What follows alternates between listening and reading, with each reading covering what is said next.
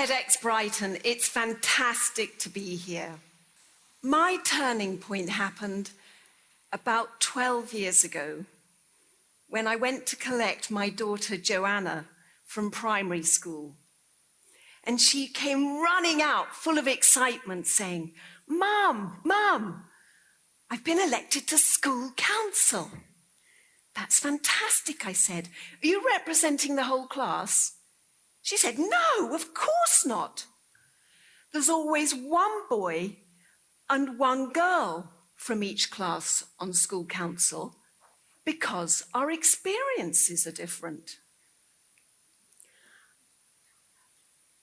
They don't understand the dilemmas. She actually used the word dilemmas. They don't understand the dilemmas of whether girls should wear skirts or trousers to school. And we don't understand why the boys' toilets get so dirty. Ka-ching, ka-ching. This was a light bulb moment for me. They get it at primary school.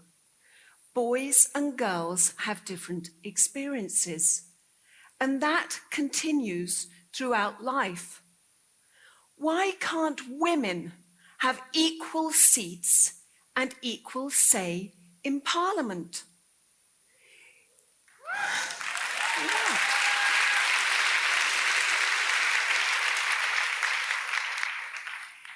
Gender equality is a human right.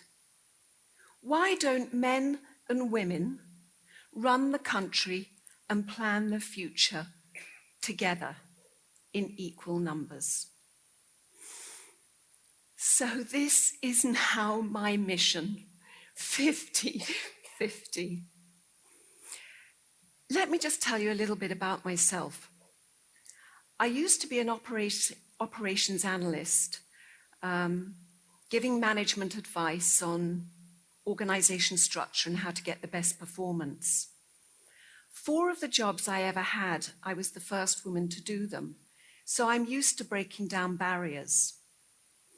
When I got married to a lovely man called Richard and had kids, I changed direction completely and trained to be an antenatal teacher to support women and their partners with birth and parenting.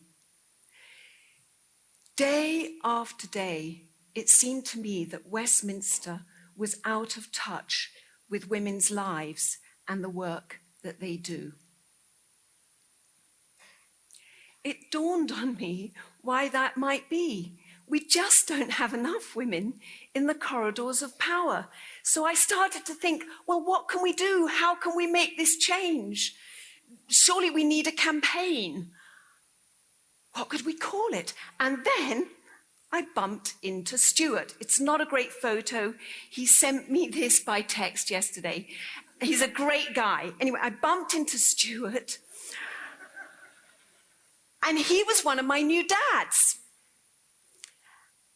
And he said to me, "How are you?" You know, that was quite polite. He said, "How are you?"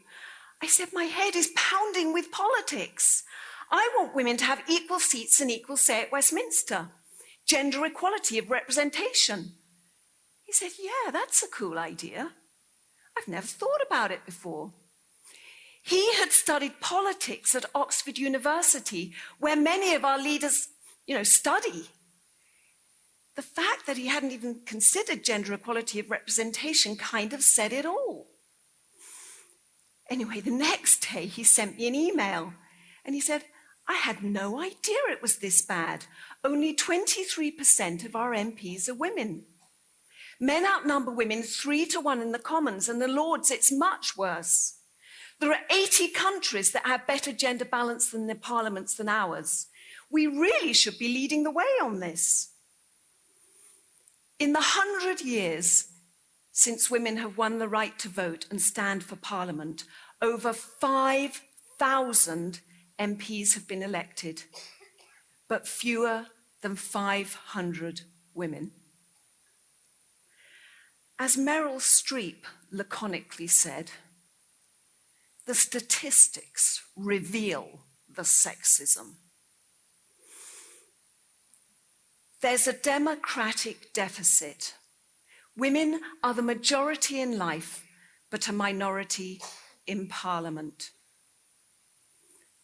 Parliament is meant to be a representative institution. The mother of parliaments needs modernising. It should, yes, in many ways. It should be female friendly, and women should be welcome at Westminster. Stuart was good enough to send me an email the next day. And he said, by the way, the domain name 5050 Parliament's available. You might like to register that. I certainly did. We had a name for our campaign. And it's a great name because when you're starting on a journey, you need to know where you're heading. These days we use sat-nav, especially if you don't know the best way to go. We're not specifying the solutions. We're not even calling for quotas. But we do want those in charge, those in power, to take action and help make this happen. Then my other daughter said, Mum, stop talking about it, do something. So I sat down at the kitchen table and put up a petition on change.org.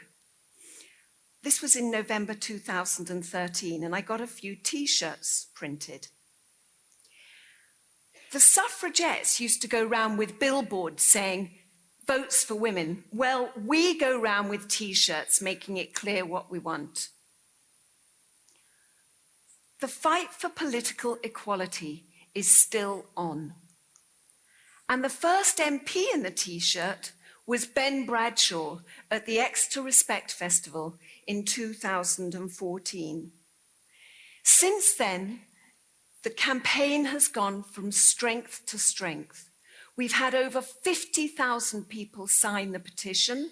We've had thousands join up via the website. We've got hundreds of volunteers, men and women from all over the country acting as ambassadors. And I've got a fantastic team of people that help me on a completely voluntary basis because they share the passion to improve politics. The next turning point was in about 2015, and I was asked to speak at Canterbury University. Rosie Duffield called me and said, would I meet for a coffee? I said, yes, of course. She was a teaching assistant and knew an awful lot about politics. I said, Rosie, you should stand. She raised all the normal objections and finally said they're bound to choose a man. I said, you never know until you have a go. So she put herself forward and she was selected and elected in 2017. She's now our Ask Her to Stand champion in Parliament. So Rosie Duffield is now an MP in Parliament. This was the start of our Ask Her to Stand campaign. The team got together and redesigned the website. It's now possible to go onto our website and click an Ask Her to Stand button, and you can nominate a woman who you think would make a good MP, and then we send her an email with all your great comments and inspire her to click on Sign Up to Stand, and then we can help her take the next steps to Westminster. Every day we've got women signing up to stand. Evidence is that women need to be asked 3 times before they will consider standing for elected office. And there are many reasons why this might be. But as Hillary Clinton says, to get the sexism out of politics, we need to get more women into politics. And that's what our Ask Her to Stand and Sign Up to Stand campaigns are doing. It was fantastic that Rosie got elected in 2017. She was one of 12 extra women to walk into Westminster that year. Yes.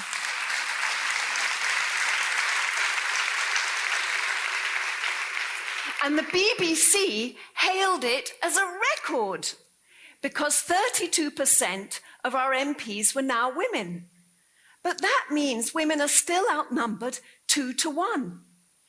It's a lousy record.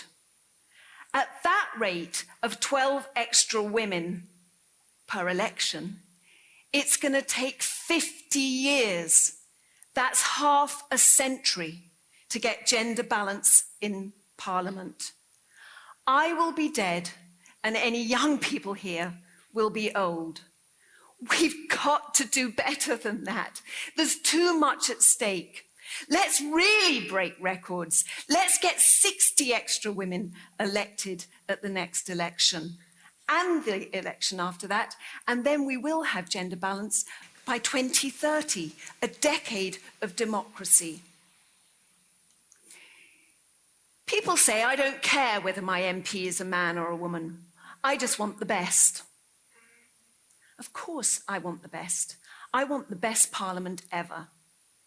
And there's plenty of evidence that diversity leads to better decision making. And that's why we want to support all women. And when people say, why does it matter? I summarize it with the 4 R's: representation, resources, responsibility, and respect. Let's start with representation. Representation shapes policy. And women are underrepresented. Of course, men can represent women and women can represent men. But research shows that men tend to represent women better when there are more women in the room. Pretty obvious. When President Obama was asked why there was tax on tampons, he said, because men were making the laws when those taxes were passed. And this is the tip of the iceberg. Take equal pay. It was women that had to fight in Westminster for women to have equal pay. And more recently, pay transparency. And this has transformed women's lives. Being an antenatal teacher, the thing that really matters to me is maternity care. In the years that I've taught, women's birth experiences seem to have got worse, not better. And we've got one of the highest stillbirth rates in the Western world. This is in spite of a great report being produced in 1993 called Changing Childbirth. But the recommendations have still to be implemented. And that's 25 years ago. It's kind of understandable when you look at the makeup of Parliament. It lacks women's voices. And this is why we need more women in the room. The other thing that's really close to my heart is parenting. Parenting is unpaid work, but that doesn't make it unimportant work. In the Nordic countries, where there are more women in power proportionally, men get paid paternity leave. If they don't take it, they lose it. So guess what? They take it. This has huge benefits for them, their partners, and their families. The penalties and pleasures of parenting should not just fall to women. We need to free men up to participate in private life, so we can free women up to participate in public life.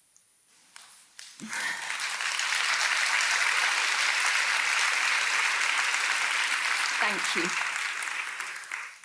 The next R is resources. Women are 57% of undergraduates.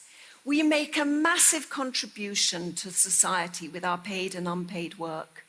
We want Parliament to draw upon the widest possible pool of talent, including that of the 32 million women who live and work in the UK, in all their diversity. That brings me on to responsibility. The world is at a turning point. We have a climate crisis. Women should be involved in finding the solutions equally to the climate emergency. Women should be equally involved in all policy. Securing the future is a joint responsibility. The final R is respect. Parliament should be leading the way in showing respect for women, their lives, their experiences, their opinions, and their contributions. Caroline Lucas.